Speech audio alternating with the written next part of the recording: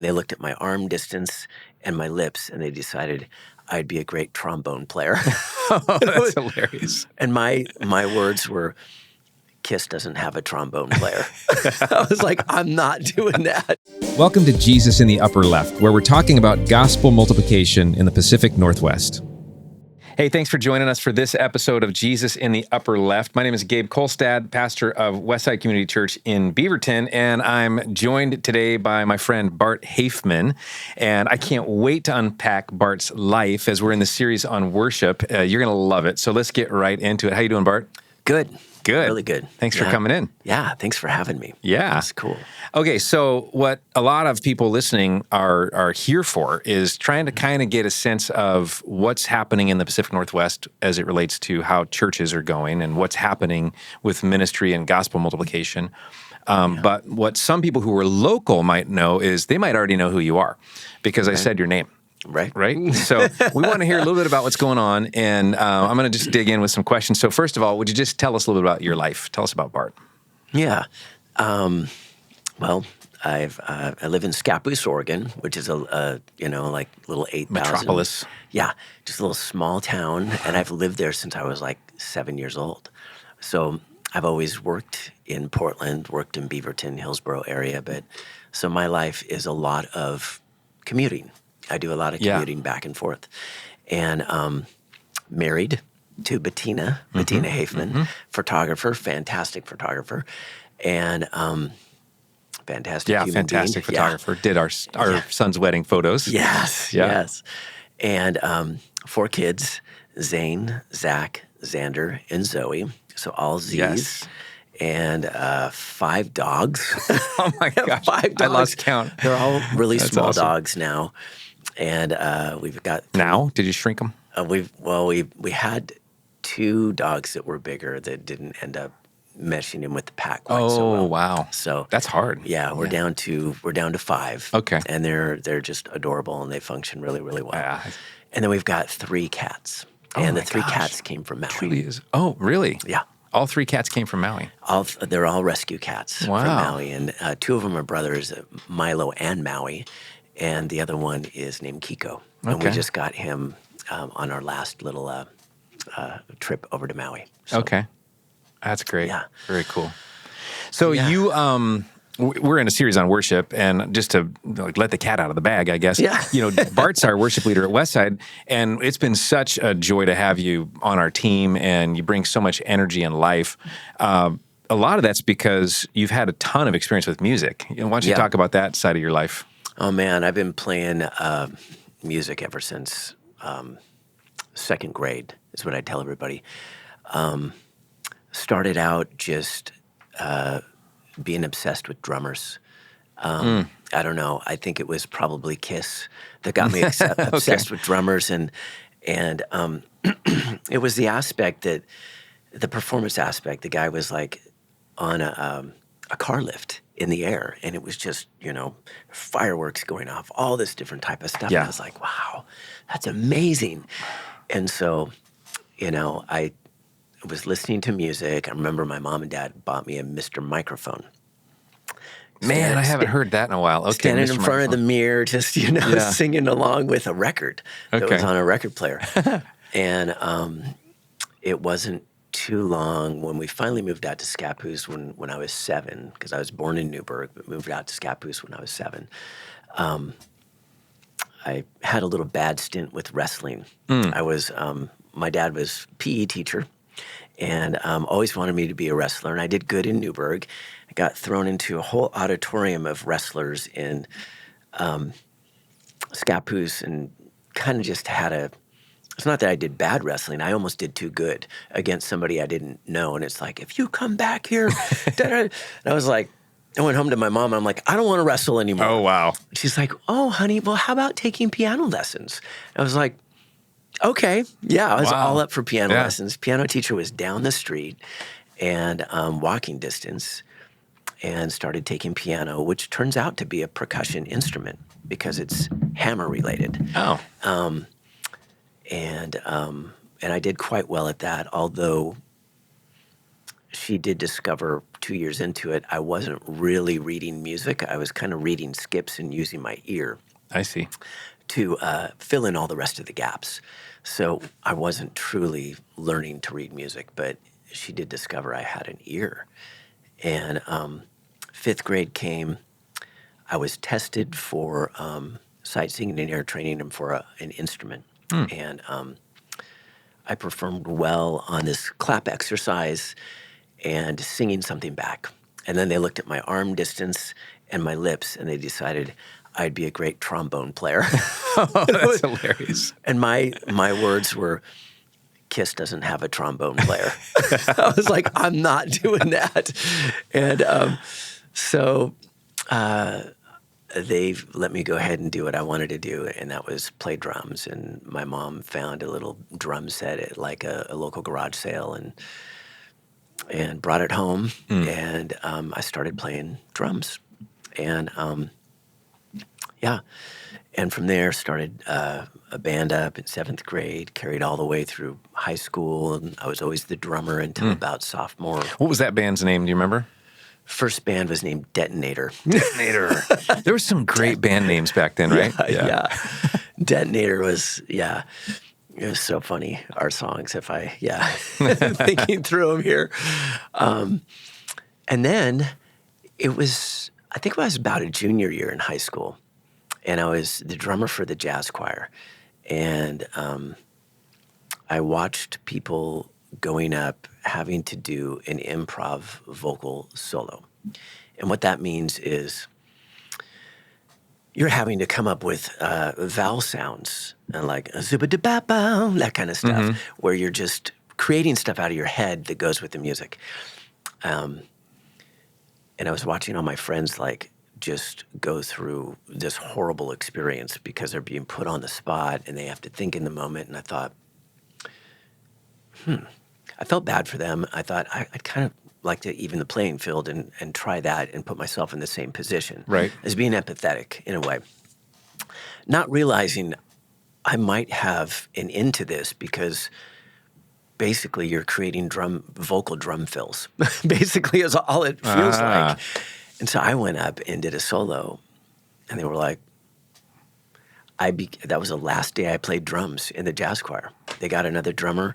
I became the soloist for the jazz choir.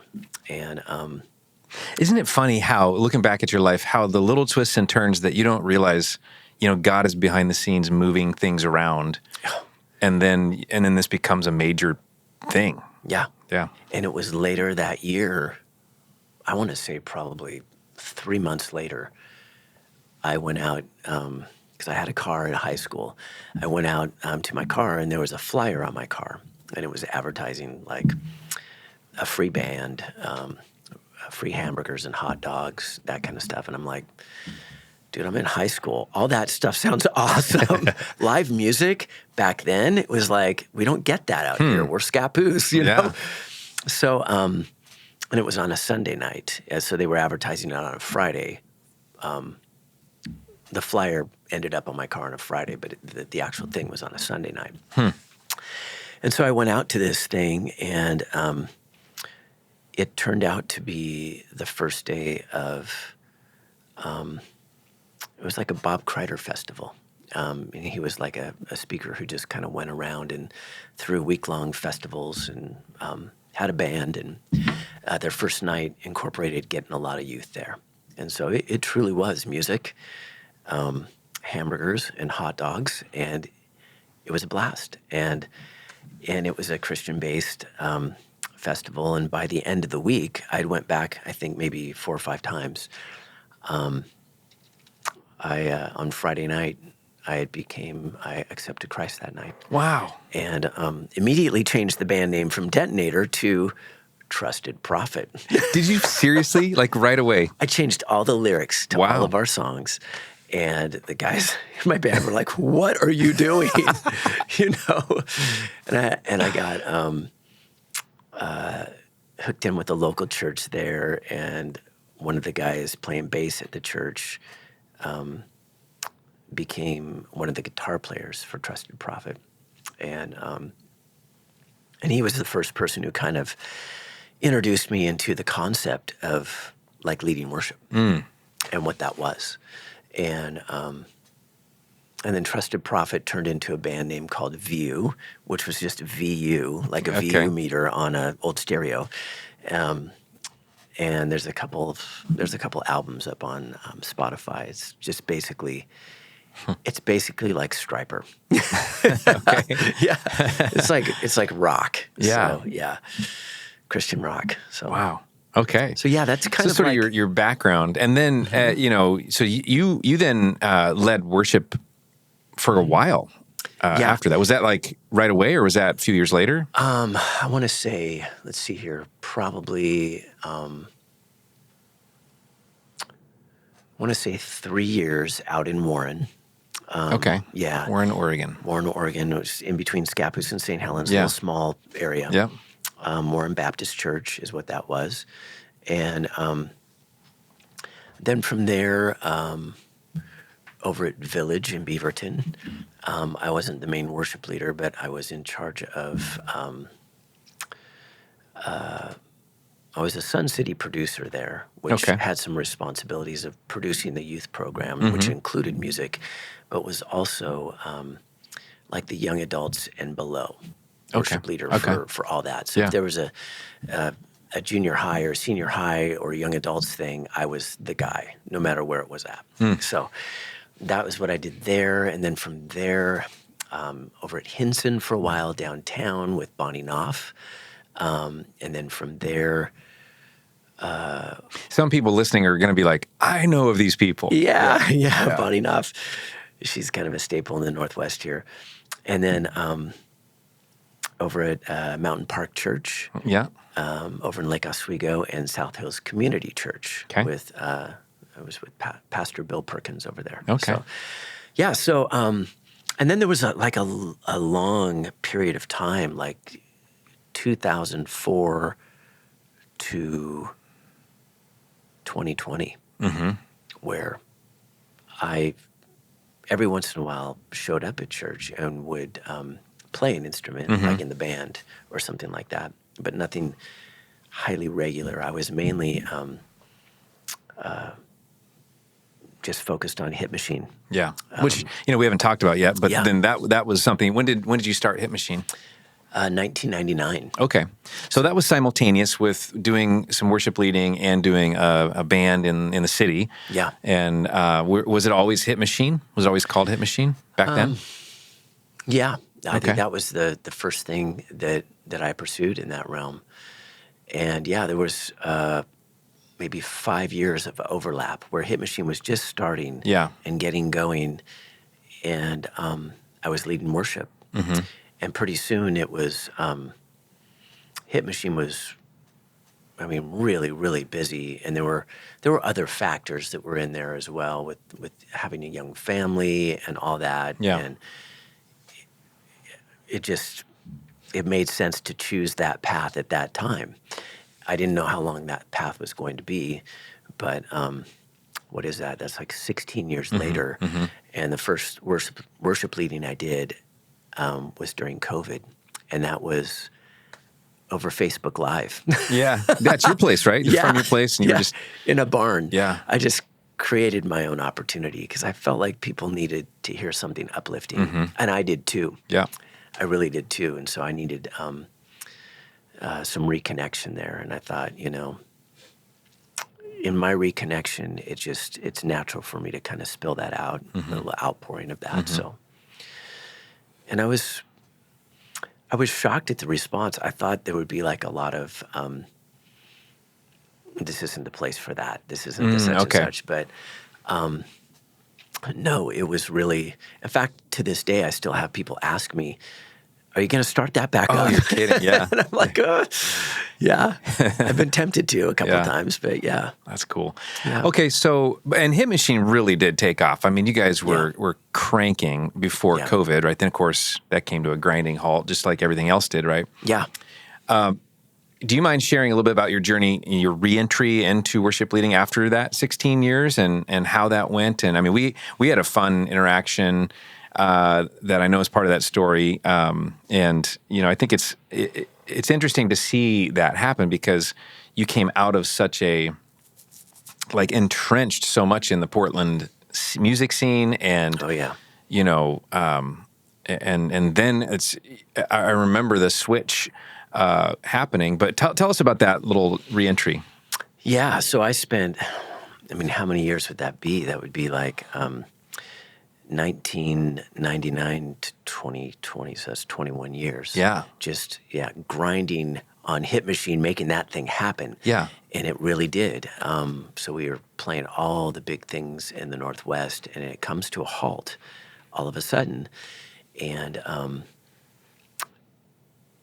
in the first, I started leading worship just because it was something that I needed and something that I could offer. And we started doing Facebook Lives of some of the cover tunes as well with Clark, and that was kind of fun. And then one night I woke up and in the middle of the night and started writing a song. And I just got like the chorus of the song, and that doesn't happen to me all the time. And I felt it was important enough. I've been through these things enough. When I have an idea, where's my phone? Just let me record it so I'm not thinking about it and I can go back to sleep. And so I still have this little recording of me. It was a video recording because I couldn't find audio recording. It's a video recording of me in the dark. So you can't see anything of me singing, I'm ready for a new day. And I didn't know really what this song was going to be. But woke up the next morning and listened to it and started writing some stuff to it. And we recorded the song, and it was kind of centered around some things in COVID and centered around things in my life, and then released a video for it, and that was really cool and really successful. But I started having this real burning desire to pursue worship leading again, and I really felt like God's given me a certain makeup of gifting, and was kind of using some of those gifts in Hit Machine, the way I'm made, and but I felt that was like gone now, and I didn't know if it was coming back, and I'm like, well, how can I use these? And I'm like, maybe you could do worship leading again. Maybe that's a path. And so I kind of prayed about it and lived with it for a while. And I thought, man, I've been not doing this for 21 years. There's probably so many songs I've missed, so many things I don't know. And would I ever be the guy to do that again? I don't know.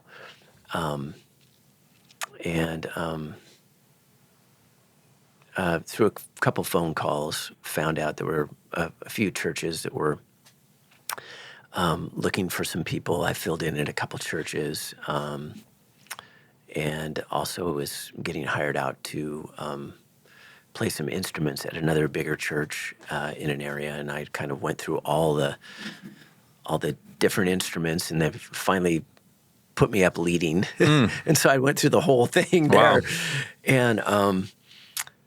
And then I was talking to my friend Stephen, who's a mutual friend of ours, Stephen Quick, and about, and he actually came out and seen me lead worship at one of the other churches. Oh, okay. So he was really supportive of me, and saw him there that morning. I'm like, dude, what are you doing here?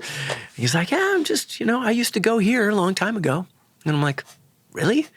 And so we started talking a little bit, and he's like, I think my church is looking for a worship leader. And I was like, okay, well. And coincidentally, I'd seen the ad come up on Facebook, and I'd clicked on it, and I was like, "Ooh, there's a lot of qualifications there. I don't have a resume. I don't have any of that stuff."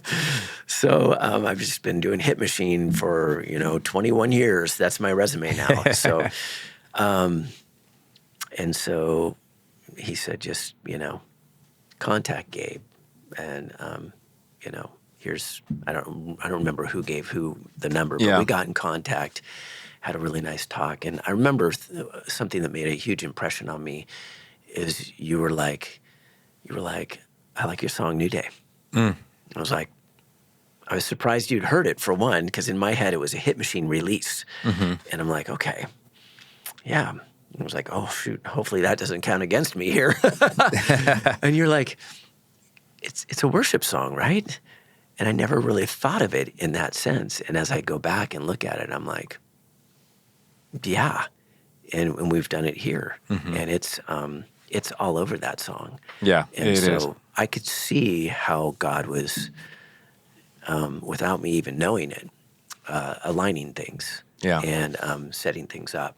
So That was fun. I remember because my wife and I knew who you were just because we'd been to a lot of the, the Robin Hood Festival in Sherwood or, the A Casino night or whatever, just to hang out and listen to music. And so I remember when you contacted me and I told my wife, because we were looking for a worship leader for a little while. Yeah. And it'd been months actually. And so my wife and I were talking and I said, you're never going to believe who is interested in our position at church. And she said, who? And I said, Bart. I just said Bart. And she goes, my Bart? And I was like, yes, because we were both, kind of groupies at that point. But it was really fun to watch that transition because I knew how you were feeling about like almost the clash of the secular and the sacred. Right. Because I think people make a lot out of that. Mm-hmm. And some, I think I think we're wise to say there's no such distinction between the secular and the sacred. It's what's dedicated to the Lord becomes holy, right? Yeah. So I remember something that you said that struck me because you had told me that there was this impression that you had back in the old days of worship leading that there was one Bart for shows outside the church, kind of, and then there was one Bart for shows inside the church. Right. And for me, I felt like immediately I wanted to try and give you permission to be one person. Yeah. To bring the energy and the celebration and the instigation of, pulling people toward a view of Jesus that's very, very exciting. Yeah. That you can't really do muted totally. I mean, Right. you can't because you have the capacity for very unmuted, celebration, right? Yeah. And so for me, it's been an awesome journey to watch over these last few years, to watch you just sense that freedom and really take it and run in the best ways. Yeah. So that's just been really cool to watch, and I'm super excited to see how that's even rubbing off on other people in our church who are seeing themselves going, oh, maybe I could do that. And then they're stepping up and doing really great things too. Absolutely. I think it's part of the deal. And we'll get to more of that in a minute. But so when you think about your music life inside the church, so to speak, and outside the church, I'd love to hear you talk about that relationship and what do you think are some of the similarities? What are some of the differences? How do you see that whole thing? I'd say for all those years doing Hit Machine, my main goal was to entertain. Mm-hmm. And I'm still doing that, and I'm still entertaining it and all that stuff. But that was the overriding goal. And threaded in there, the reason why it has worked, I believe, in retrospect, now that I can look at it, years down the road, the secret ingredient to Hit Machine hasn't been really my entertainment value.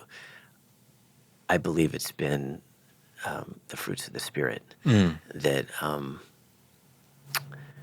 a byproduct of Christ being in my life. Yeah. And so people for years would say, there's something different about your guys' show.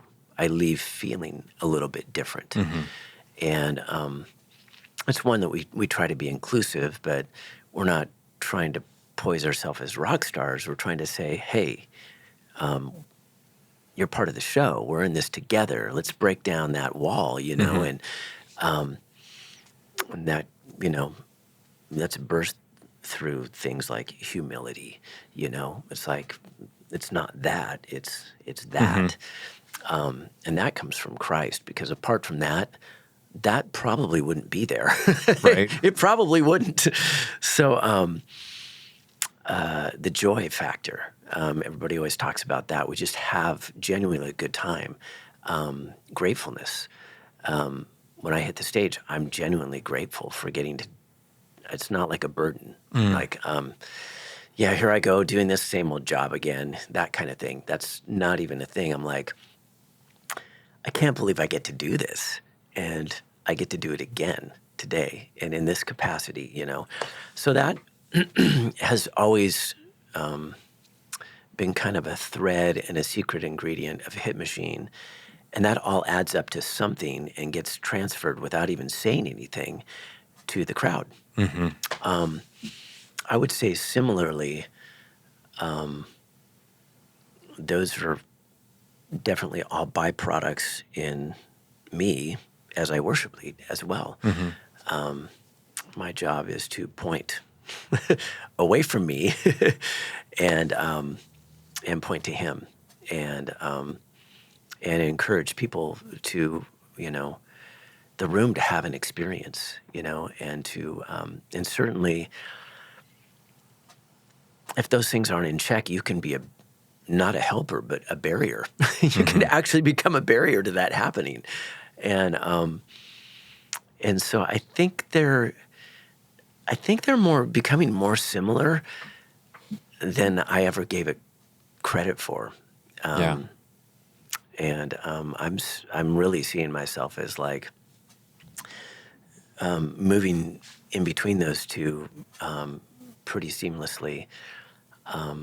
The energy doesn't have to be muted where I'm at. Yeah. Which has been a thing in the past. My first tattoo was this lightning bolt. So when I go, and that's how I feel it. And that's just, there's joy, there's energy, there's momentum.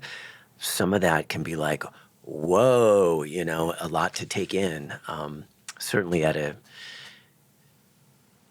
Hit Machine show, it can be a real positive. Inside of a church, depending on your environment, it can be interpreted quite differently. Yeah. We always talk in like bands, we talk about the David Lee Roth factor. David Lee Roth was the original singer for Van Halen. Yeah. And he was just full of energy, full of life, full of spontaneity, full of character. He's just character for days, almost too much. Yeah. And Yeah.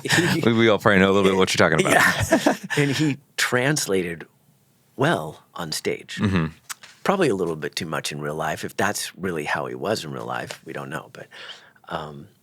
But there's definitely when the lead guy, when the front guy is free, sometimes that's the result, and it translates really, really well on stage. But learning how to use that in all situations, it was tricky in the first years, and I'd say maybe some of the other places I was at were great places to be, but maybe not long term. Maybe it wasn't the best match type of thing.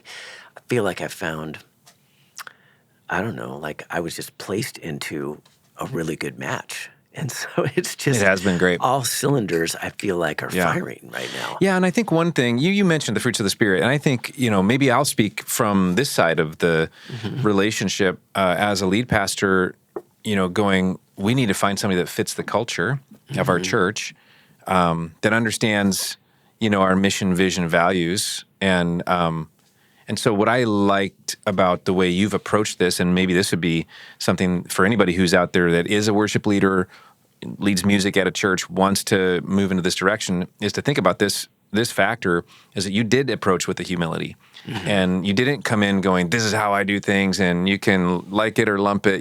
There was none of that. It was just, you came in as a learner, and you took some time. I could watch you sort of just testing things out, and then we'd have conversations. And, I don't know if you ever felt like you were going to get your hand slapped or what, but probably. Yeah. But the cool thing is now it's in this working relationship where there's lots of communication. Yeah. We have pretty clear boundaries on who does what and all that kind of stuff. But we didn't get there overnight, but Yeah. We did get there because you did come in with a humility and a learning attitude, and I think that's such an important part of any of our roles in the church, just like you're saying, in a Yeah. band of any kind. Yeah.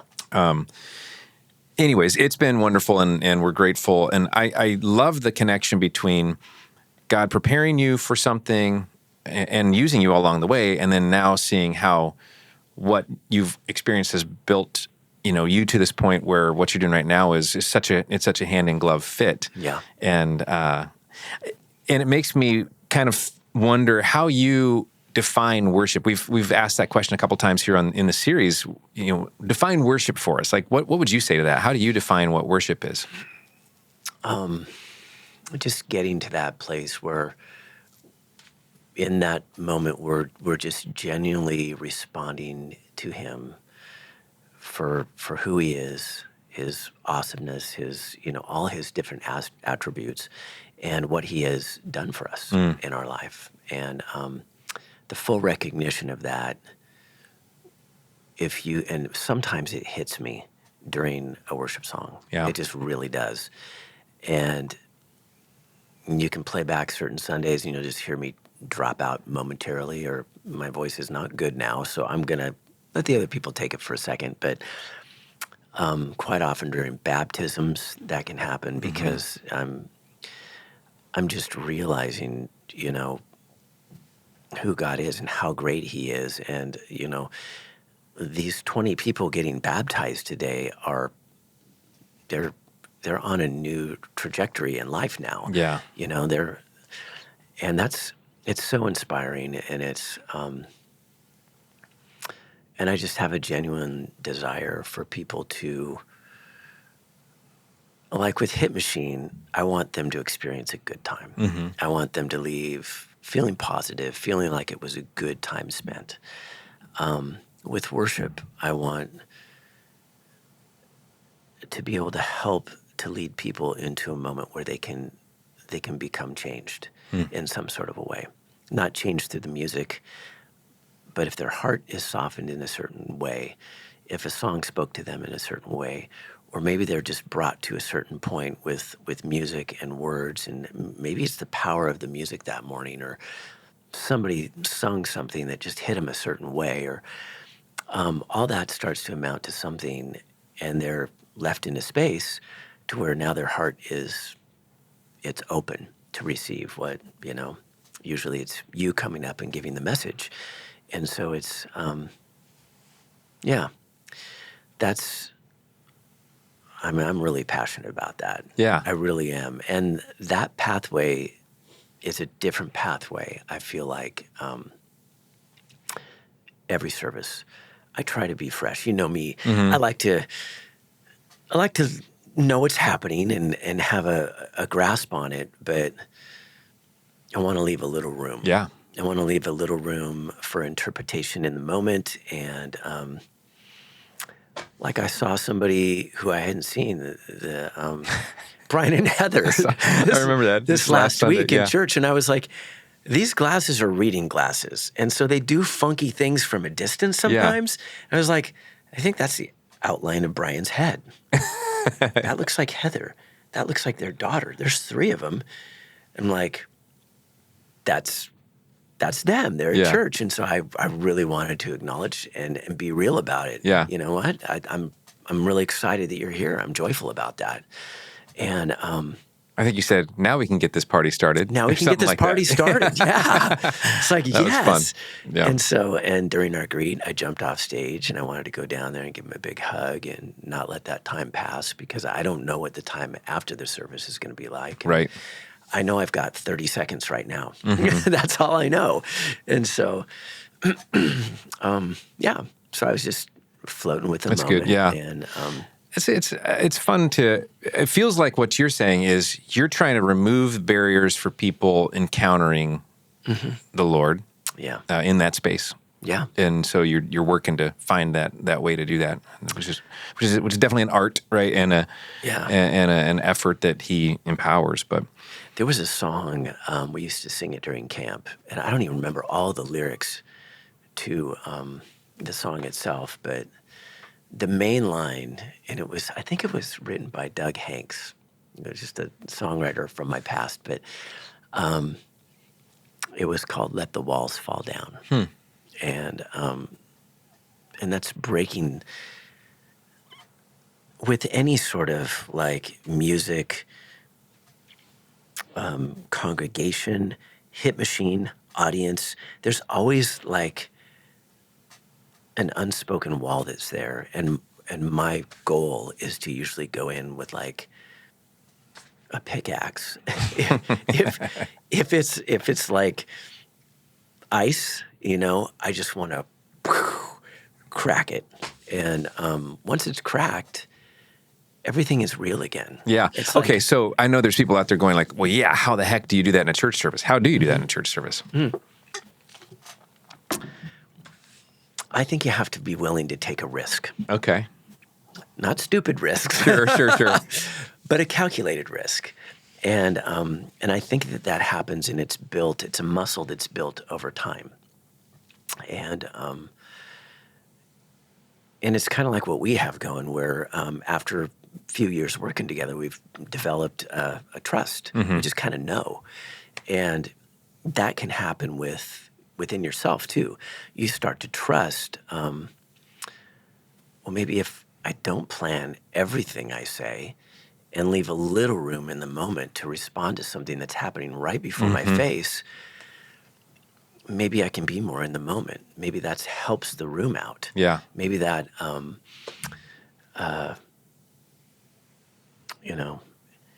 maybe that is the very thing that creates a pathway for the Holy Spirit to enter the room, that kind of freedom. Yeah. Cool. So I would love to say that there's a magical formula for it. Yeah. But I think that Playbook, page 124.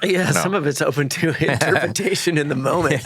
So without being dangerous, I think that's the main thing, is like to be smart about it, and to be professional about it, and be real, be yourself. Yeah. Okay, there's one other aspect of what you do personally as a worship leader that I think is pretty unique, and I want to touch on it. And it is, you don't just view your role on this team as the music leader who shows up on a Sunday and leads the church in singing, aka worship. Right. To you, and I've told you this over and over again, you're like the best tribe builder that I've ever met. Right? So it's like wherever you go, you're building a tribe. Yeah. And you do that in lots of ways. But could you talk about why you do that and why that matters so much to you? And then maybe some of the ways you try to really reinforce that. Because on the team and stuff like that. Yeah. I am a people person, so that helps. I honestly enjoy people, and whether it's in hit machine or whether it's in worship leading, there's and with the instrumentalists and all that kind of stuff, and singers that we work with, there's always opportunity there. And so looking for people to rise up and fill those positions. And from there, though, I believe it all becomes about relationship. And you can't, at least I can't, be successful being, the iron fist ruler. Sing it like that, play it like that, I might get what I want in the moment, but what transpires as far as a real, think of a good word, good team morale, I guess would say, is I think I would be working against myself at that point. And so going in circles. And so I feel like I leave some room. If I've chosen somebody to play or sing, it's because they have a certain demonstrated skill, and I leave them some room to work that skill. Same way that you've left me room to work my skill. So, and I might have lost my train of thought. Well, one of the things that I've seen you do is, you will spend extra time with people, just like, you'll just spontaneously go, what are you doing for lunch? And, 10 people are now suddenly at the restaurant right after church or Cultivating the whatever. tribe Yeah. is really what it is. And we're all on the same team together. I've already shot some of my guys text messages that, you sounded great on Sunday. Keeping in touch with them and not having it just be like, you're serving the church, you're serving on my team.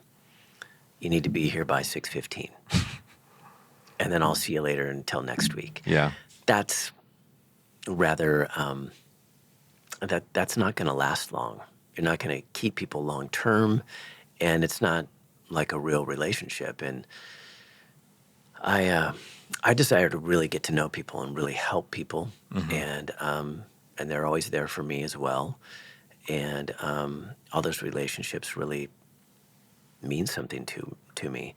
And this new rehearsal that we started, which we haven't been doing it, even deepens that. It's like a midweek rehearsal on a Tuesday night where, some of it's music, but I would have to say most of it's relationship. Yeah. And that's, that just creates the stickiness of the tribe. We will band together. Yeah. And it's cool. Needs come up, needs get fulfilled that way because we talk, we're closer, we're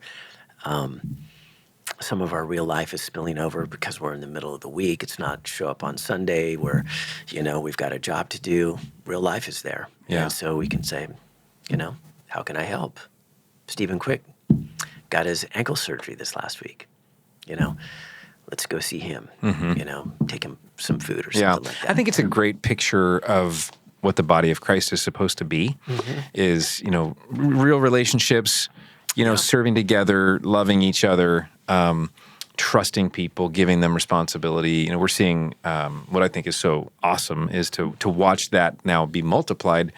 And I don't necessarily see you running all these plays as much as being that person, and it's catching on. And now you've got multiple leaders on the team who are taking people under their wing when something happens, or just kind of ad hoc coaching on vocal training or whatever the thing might be. But the culture is expanding. It is. Yeah. It's crazy. One of the worship team vocalists comes up to me. I'd just gotten there for a rehearsal. Yeah. She's like, has there always been a tick on your car like that? I'm like, for a while, yeah. She goes, I don't think that's normal. And my boyfriend is a mechanic, like one of the top mechanics out here. I'm like, really? She FaceTimes him. He diagnoses it like that, knows what it is. And if I let it go for too long, what it's going to be eventually. And just like that, a need was, recognized. And that kind of stuff is the way I like to do life. I just really do. It's really organic. It's really, God puts people in certain places to help people out at certain times. And we're in the middle of getting some things worked out on that. Certainly at God's blessing me through this. Yeah. It's going to be way better than if I just took it out to a normal mechanic. Absolutely, yeah. So, yeah. So, well, cool. It's cool to see all that work. I appreciate the investment that you make in people. And, I think that's a big part of being any kind of leader in God's church is to go back to, it's about people, and it's really about the body of Christ. And it's those different expressions of that. Yeah. And music as worship is certainly one of those. Yeah. But it's awesome to see the difference that you're making, and appreciate it a lot. It's so cool to watch your story zigzag to where it is now. It's still zigzagging. Yeah, it is. It's crazy. Yeah. Hey, how can people get a hold of you if they want to reach out or check into what you're doing? I'd say the best way is to come to church. All right. Come check out a church service at Westside. Okay. We've got 3. We all know the song now. No. Bart, you wrote that jingle. That was fun. Yeah. So, and there's time built in between the services for community and for relationship, and I love that time to be able to connect.